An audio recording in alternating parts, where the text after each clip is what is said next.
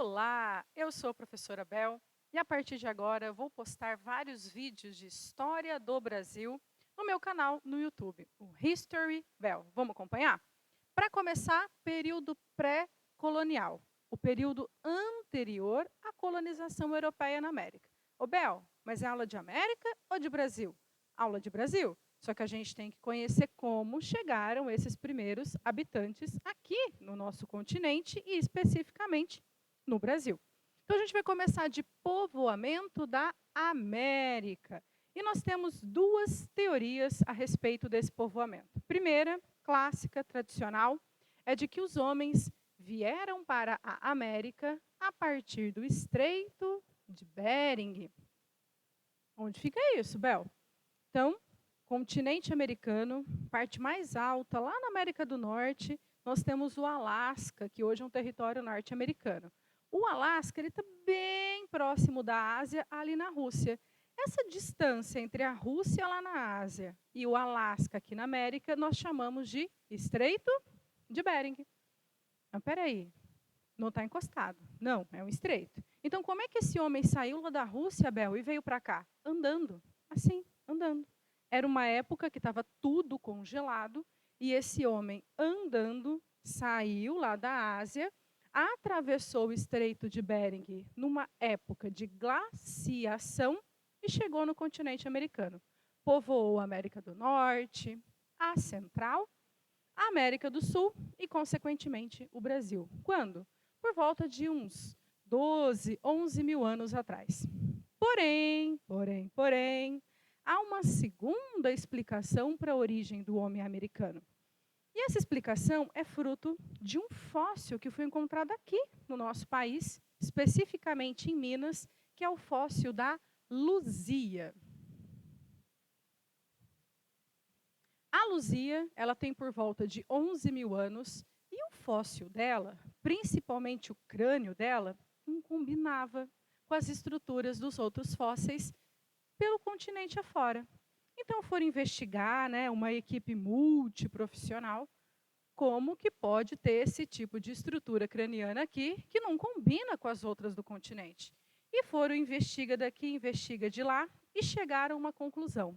Houve uma segunda corrente migratória para povoar a América, que não saiu só lá da Ásia, lá da região da Rússia, aqui para a América, mas grupos chamados de negroides saíram da África à Austrália, lá na Oceania, da Austrália povoaram a Polinésia, que é daí que vem o nome, origem polinésia, do povoamento americano, e dessas ilhas, desse arquipélago da Polinésia Francesa, continuaram navegando até chegar à América do Sul.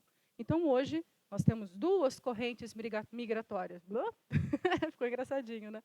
A corrente migratória do Estreito de Bering e a corrente migratória do povoamento na América pela Polinésia Francesa. Certo? Bom, esses primeiros habitantes formaram civilizações, aglomerações tribais, vários tipos de organização política, econômica e social. Aqui no Brasil, a gente vai ver esse povoamento indígena já já. Antes disso, quando nós estamos lá em 1492, a gente tem algo que muda a história da América e do Brasil. A chegada dos europeus, 1492. Neste exato momento, nós temos a chegada de um grupo que vai mudar aquela história que tínhamos aqui na América e no Brasil. Por quê? Porque esses grupos, principalmente os portugueses no nosso país, vão trazer a sua cultura, seus hábitos, mas não vão trazer para se misturar pacificamente, considerando diferenças. Não. Eles eram grupos etnocêntricos. E o que isso significa? Que esses europeus achavam a sua cultura superior, como se para eles houvesse uma hierarquia étnica e a etnia europeia estava lá no alto, acima, e as culturas aqui americanas estavam abaixo. Então, eles menosprezaram, eles transformaram esses povos em submissos a eles, de uma tal forma que essa cultura europeia era o centro da mentalidade desses povos invasores. É a partir daí que temos um outro conceito, não só o etnocentrismo, como eu coloquei aqui, mas também o eurocentrismo. E o que é isso, Bel? Eurocentrismo é quando os europeus consideram a sua cultura, que é a europeia, superior às demais. Bom, isso a gente tem que considerar ainda hoje, né? Passados tantos séculos, temos, porque eles escreveram. E muito do material da história, da historiografia, é escrito. E os povos anteriores a essa chegada dos europeus eram povos que pouco escreviam. Então, nós temos muito material europeu na América e no Brasil, pouco material. Mesmo porque os europeus destruíram muitas culturas aqui na América. Então, a gente tem muita documentação eurocêntrica para falar a respeito do nosso continente e da nossa história no Brasil. Bom, mas dá para estudar sem ter essas interferências? Dá. Então, a gente vai estudar, a partir de agora, os indígenas, os grupos que habitavam o Brasil a partir desse momento anterior à chegada dos europeus. Existiam vários grupos, várias formações, como eu já disse na introdução da aula, mas a gente vai dividir naqueles que são, digamos assim, mais marcantes historicamente. Então, vamos junto? Para começar, aqui no litoral do Brasil. Ô, Bel, você falou litoral do Brasil? Eu falei, isso aqui foi uma tentativa de mapa do Brasil. Espero que vocês reconheçam, né, gente? Porque, né, a artista aqui não é muito boa, mas eu juro que eu tentei. Aqui nessa faixa que eu acabei de marcar, que é o litoral do Brasil, né, para o nosso Oceano Atlântico, nós temos um agrupamento linguístico muito importante, que foram os primeiros povos que os europeus encontraram aqui no Brasil, que é o agrupamento linguístico chamado de Tupi-Guarani.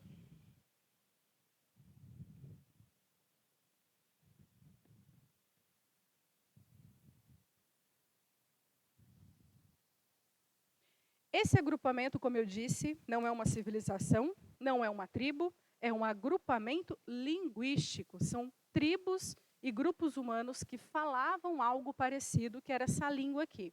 Esses grupos, né, espalhados pelo litoral, eles eram semi-sedentários, eles eram politeístas, eles eram animistas.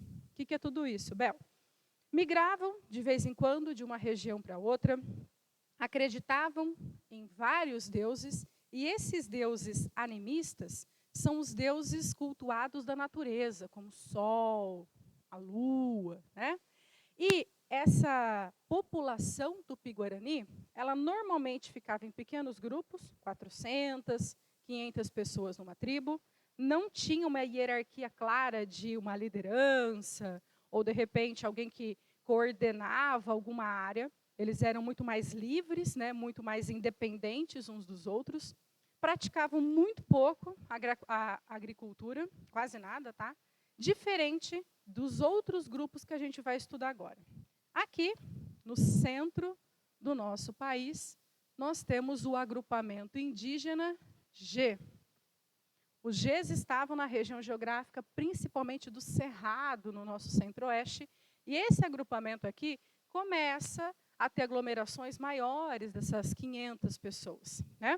Eles já começam a ter uma estrutura hierárquica um pouco mais clara, até chegarmos no último grupo que eu quero destacar com vocês, que é o agrupamento aqui, ó, do Rio Amazonas, da floresta amazônica.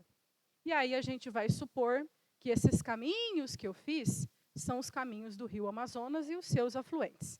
Nessa região amazônica, nós temos vários grupos indígenas que se destacaram e que são diferentes dos grupos do litoral. Principalmente aqui, ó, puxar uma seta para vocês conhecerem, nós temos o grupo Tapajós, que junto com grupos daqui, ó, da Ilha do Marajó, vou puxar outra seta aqui, que é o grupo Marajoara.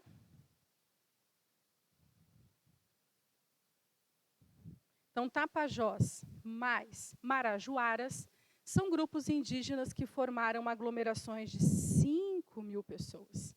Nós temos relatos, né, que falam até de 15 mil pessoas aglomeradas, ou seja, um número grandioso de indígenas numa mesma organização. Aí nós já temos o cacique, já tem liderança, já tem uma agricultura mais desenvolvida, terras férteis, até queimar algumas áreas, né, a tal da coivara, para depois fazer agricultura, eles dominavam. E o grande produto alimentício e cultivado por esses grupos, né, amazônicos e da ilha do Marajó era a mandioca, que é um dos grandes produtos indígenas dominados e cultivados pelos nossos indígenas. Então, essas são as características desses indígenas que estão, né, na história do Brasil anterior à chegada dos europeus e principalmente dos portugueses aqui.